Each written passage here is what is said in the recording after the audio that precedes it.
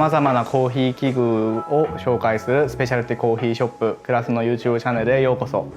今回はこれから暑くなる季節、誰でも簡単にお家で美味しいアイスコーヒーを入れていただけるように工夫した水出しのコーヒーレシピを考えてきました。で皆さん水出しって言われると少し香りが物足りないとか、あとはなんかこだわり出すポイントがない、ただ漬け込むだけじゃんっていうイメージが持たされやすいんですけど、今回は一手間加えることで断然と味わいが変わるこだわりレシピを考えてきたので、ぜひ最後まで動画をご覧ください。今回レシピを考える上で大事にしたポイントは2つあります。で1つ目が引き目ですね。で2つ目が水と粉の割合です。引き目は粗挽きにすることで甘さが出すぎず、ちゃんと優しい酸質の部分も味わっていただけるように粗挽きにしました。で割合の部分は1対12にすることで全体的に優しい酸質の部分と繊細なフレーバーを感じやすく工夫しました。では早速作っていきましょう。今回準備するものはこちらです。でまず市販で販売しているお茶パックですね。こちらに粉を入れてお使いください。であとはハリオの水出しのボトルで、あとお水で計量するためのスケールと、こちらお湯のケトル用意しました。今回使用する豆は夏明けです。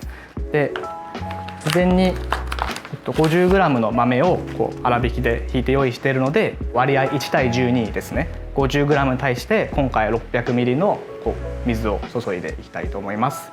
通常の水出しのレシピはこの水出しパックを入れて600ml の水を注ぐだけで作れるんですけど、今回ポイントとしてお湯蒸らしと攪拌を加えたレシピの入れ方で作っていきたいと思います。では水出しパックを入れて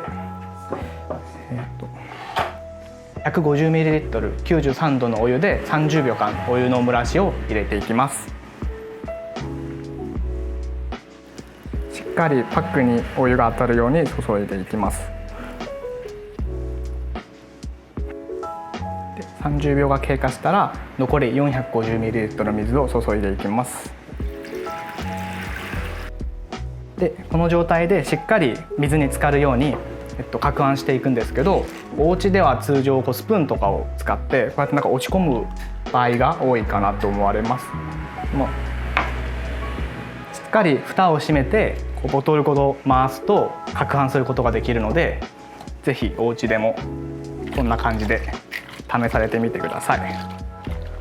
10回ほど攪拌すると、この後12時間から18時間冷蔵庫につけて仕込んでいきます。じゃあこちら12時間仕込んだ水出しコーヒーができました。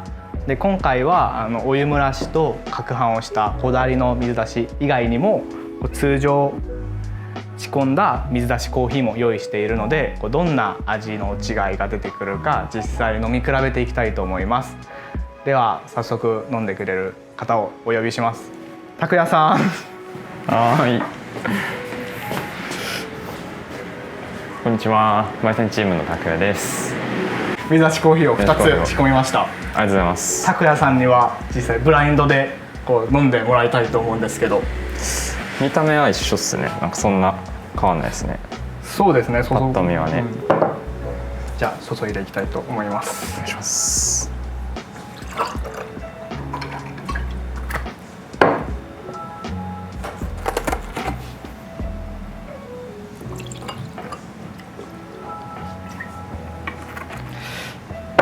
いいですか、いただいて。どうぞ。いただきます。こっちから。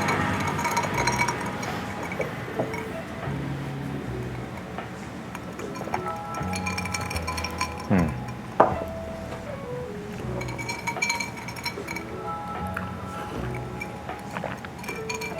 ああ、全然違いますね。ああ、はい。どんな感じですか。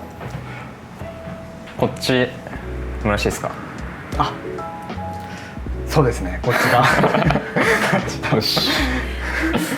結構飲んだ瞬間から違くて、特にフレーバーの部分と、あと酸の部分ですかね、がだいぶその蒸らしと攪拌してくれてる方の方が際立って感じられますね。と、特にこの夏明けがエチオピア2種使ってるんでメインで、結構エチオピアってそのフレーバーの部分が特徴だったりもするんで、結構蒸し加えることで結構その豆の持ってる個性、特にこの夏明けの場合はうまく出てるんじゃないかなと思います。すごい美味しかったです。ありがとうございます。ありがとうございます。お湯蒸らしと攪拌、この一手間加えるだけでこう段違いな美味しい水出しコーヒーができるので、ぜひお家でも試されてみてください。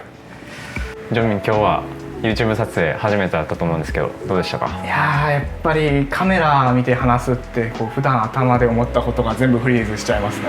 いや、わかります。僕も前初めて借りたの動画撮った時そんな感じだったんで。いや、あれも大変でしたよ。いや、あれ大変やった。いや、でも水出しすごい美味しかったです。ありがとうございありがます。とうございます。もう次回は急冷と水出しの比較動画も公開予定ですので、ぜひそちらも合わせて見ていただけると嬉しいですね。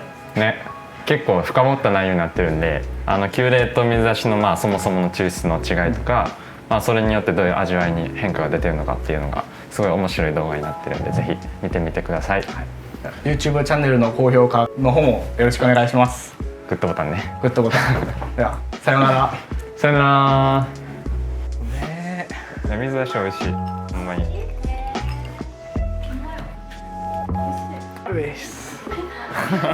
うれしい。